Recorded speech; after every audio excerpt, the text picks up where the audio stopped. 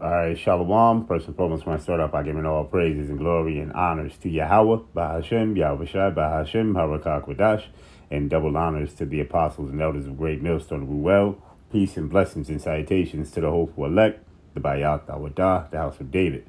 So pretty much, I have pretty much the full interview with Aaron Russo and Alex Jones on InfoWars, right, on Rumble.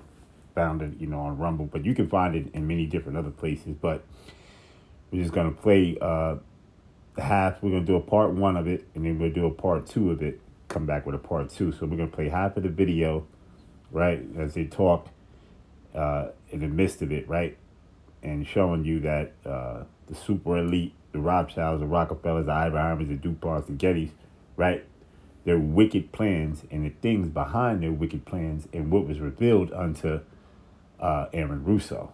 So without further ado, let's go in here and let's play it. All right.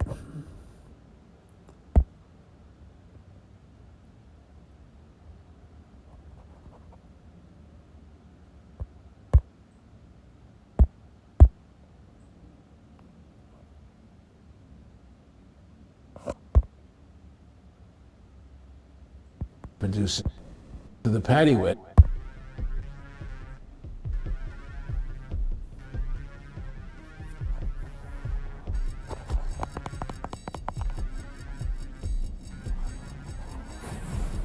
Rolling. I'm honored to be interviewed by Alex Jones, a truth seeker, fighting for justice in America. Now he's charming me. He's getting me all smiley. Aaron, when did you start to think something was wrong in the world, or start to find out about the whole banking cartel and the Federal Reserve System, the New World Order? Well, that was a progression of events. I've always been a very independent person, always believed in individuality, and that we were put on this earth to be unique individuals to fulfill our God-given potential, and that the only way to fulfill your potential is to be free, to find out who you are, and to make your errors, to make mistakes. And as I grew up, I began to realize more and more the government was inhibiting me in things that I wanted to do. And what happened, I was very successful in the ladies' lingerie business. I worked for my dad. He had a small undergarment business.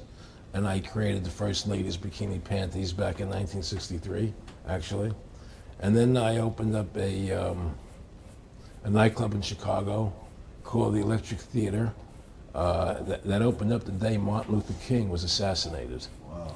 Right? And so the city of Chicago was in flames the day my club opened. Wow. And nobody came out to the club. And well, what happened was that that was the year of the Democratic Convention in Chicago in '68. And so my club became a hangout for the hippies, and because they wanted to go to Chicago and protest what was going on. And I was having a concert at my club one night to raise money, and the police raided the nightclub, my club, for no reason at all. And I was standing outside in my office overlooking the street, and I saw all these paddy wagons pulling up in front of my club. And I was a 24-year-old kid. I had no experience at all, really. So what are these paddy wagons doing here? And then I saw all these cops getting out of the paddy wagons coming into my club. I said, oh my God, they're raiding me. And so I ran down to the stage, and I got on the stage, and I stopped the band from playing. And I said to the people in the audience, we're being raided, so sit down on the floor, cooperate, and pull out your identification and cooperate with the police. And as I said that, two of the cops from behind threw me onto the floor and grabbed me and started dragging me out of the club. I'm going, victory, victory. I'm playing it for what it was worth at the time. I was a kid. And then I saw the fire department there.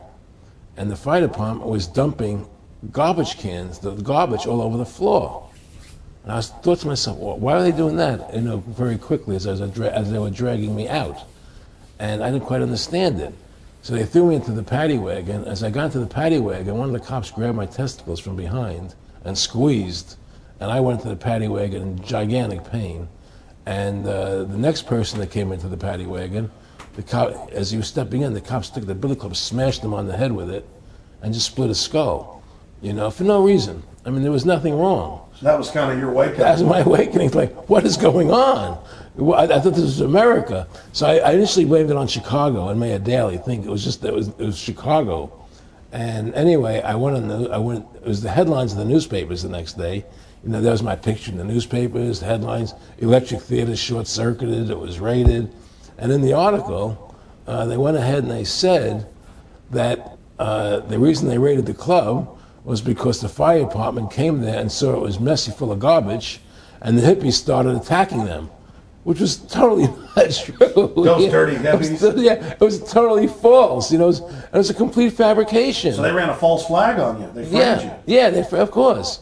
You know, and I was in shock. I said, people lie like that? People actually do these things? I couldn't believe it. You know, it was an awakening to me. And I went on television. I told people on television that they lied. Nobody cared. Nobody cared what the truth was. You know, it was shocking to me.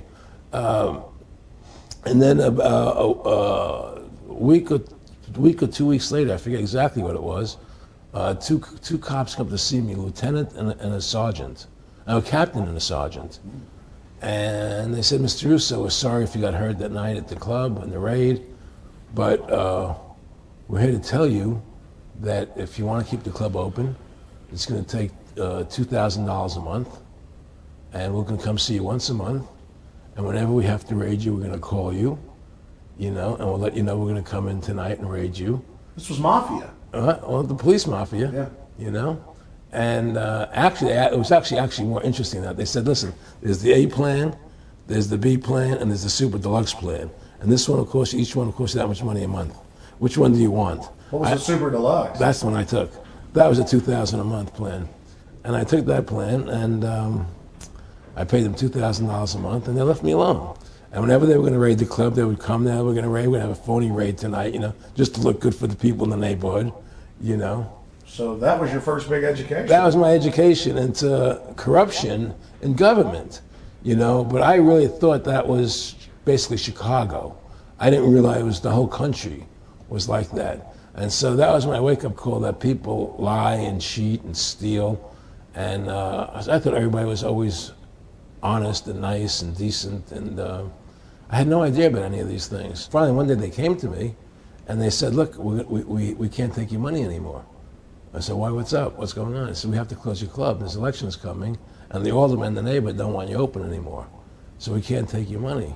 So I had to go to court and fight them, and they were trying to close the club. And then one night there was a fire, and the club never reopened again. The club just closed, and that was the end of the club, and they burned me down. And that was the end of my experience. And then I moved back to New York, where I met Bette Midler, and I ran into her at a little nightclub she was playing called The Improv, and I thought she was fabulous. And through a series of events, I began managing her. And as soon as I started managing her, her career took off like a rocket. You know, it was just fortuitous, I guess. And we became very, very successful. And through managing Bette, I started producing shows on Broadway where I won the Tony, and I produced a television show where I won the Emmy with Dustin Hoffman and Bette, you know, and then I produced The Rose for her, where she got Academy Award nominations. Wow. And then that led me to producing Trading Places, which everybody knows. You know, I think it's the best Eddie Murphy movie. Well, it's a good one. I don't know if it's the best, but it's a really good one. And I'm very proud I made that movie. And so in my mind, I feel as if I've made a classic comedy in Trading Places, a classic musical in The Rose, and a classic documentary in Freedom to Fascism. You know, so I'm very proud of my work that I've done as a filmmaker. Back in the late 80s, I was a pretty big silver trader and gold trader. And I don't think I've ever told this story on tape before. I was a pretty big silver and gold trader. And I always paid my taxes, and I took what was a legal tax deduction on my silver trades. And a few years later, I think it was 88 or 89 or something, the IRS claimed that what I did, and other people did as well, was now illegal. We couldn't do it anymore. But they made it retroactive. I said, what do you mean retroactive? It was legal then. I did what was legal. He said, yeah, but now we're making it illegal retroactively. And that's not good. So you owe us $600,000 or $800,000. For what? It was legal. How could you make something retroactive? Change the law backwards in time. It makes no sense. Well, we're doing it. And so everybody said they can't do that. So we went to court, a class action lawsuit. And the judge agreed with the IRS and said they could do it retroactively. And that's when I knew that. It's 2 p.m. and your brain just shut off. You slept fine last night. You had your coffee this morning. There was something wrong in America with the IRS and the system here, you know. Aaron, you were telling me this story last night, and before you even finished saying, in the late 80s, the tax law, I said retroactive. And I knew that because they literally ruined my dad, but he paid. He didn't know. He still thought this was America. And it was legal tax law, what you're supposed to do. They said retroactively you owe, and with not just retroactive, but they said you also have penalties and interest. That's right. So how do you have penalties and interest on something when they retroactively change the law? Well, first of all, they can't retroactively. How can you do anything retroactively? Penalties and interest are a farce. The whole thing, because they do whatever they want to do. And that's when I realized America is not America. It's not the land that I was taught it was. Because they can do whatever they wish to do. And there's nothing the citizen can do about it. Now, you've made America Freedom to Fascism. I want to walk through that film, and I want to encourage everybody out there to get a copy of it on DVD. It was also in theaters around the country, and I think the best film out there on the Federal Reserve and the IRS and the whole banker scam, and I want to discuss that with you here. But I wanted to go back a little bit to the point that we discussed last night, where you don't advise people to not pay. And I do the same thing. People say, well, wait, you're saying it's a scam, but you're saying go ahead and pay it. And I like the way you summed it up.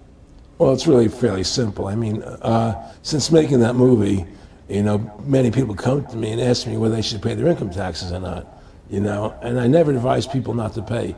And the reason I tell them, I say, look, I've done a lot of research. The Supreme Court has ruled that the IRS has no authority. The 16th Amendment did not give the IRS the authority to tax your labor and your wages. That's a fact. All right, the Supreme Court is the law of the land, you know, and the IRS does not trump the Supreme Court. However, that being the case, the fact is, if the mafia would come to you and say, we want $2,000 a month or we're going to hurt you, I would not advise you not to pay them, because you may get hurt by not paying them. Whether it's legal or not doesn't necessarily matter. You're going to get hurt if you don't. It's the same thing with the IRS. They can hurt you. They can put you in jail. They can torture you. So if you don't pay them, you may get hurt. So I never advise people not to pay. You know, I tell people, yeah, pay your taxes. Look what happened to Congressman Hansen. Yeah, Congressman Hansen's a great example. Pay your taxes. But you know what? Shut down the Federal Reserve System, and eventually you won't have to pay those taxes anymore. See, the IRS is a symptom of the problem. The real problem is the banking industry and the bankers in this country. That's where the real problem lies. That's the root of our problem. Well, that's why we've lost America, okay? So yeah, pay your taxes, because if you don't pay them, you might get hurt. And I've heard all the arguments, you know, what tax protesters say and so on and so forth. And I don't call them tax protesters. I call them the tax honesty movement, because they're being honest, you know, at least. But the fact of the matter is, you're being forced, you're being compelled to pay it, because you're facing jail sentences, you're facing time, you're facing corruption of the courts if you don't pay, right? And so you pay it, because you just like you paid the mafia. But with the mafia, at least you have the government to call and try and help you, to get past the mafia, to protect you. Here you have nobody to protect you. The American people are living in a matrix. They don't understand the truth of how things are working in this country, you know? And let me give you an example of what I'm talking about. The very fact is that if you ask 100 people on the street, what kind of government is America supposed to be? 99% of them will tell you a democracy. America is supposed to be a democracy. But that's a lie. That's an illusion. The word democracy is not written into the Constitution at one time. It's not in the Bill of Rights. It's not in the Declaration of Independence. The Founding Fathers hated the idea of a democracy. They thought it was the worst form of government there is. And I agree with them. Because in a democracy, 51% of the people control 49% of the people. If you're part of the 49%, you're not free. America was founded as a constitutional republic. And in that constitutional republic that we have, 99% of the people can't take away the rights of 1%.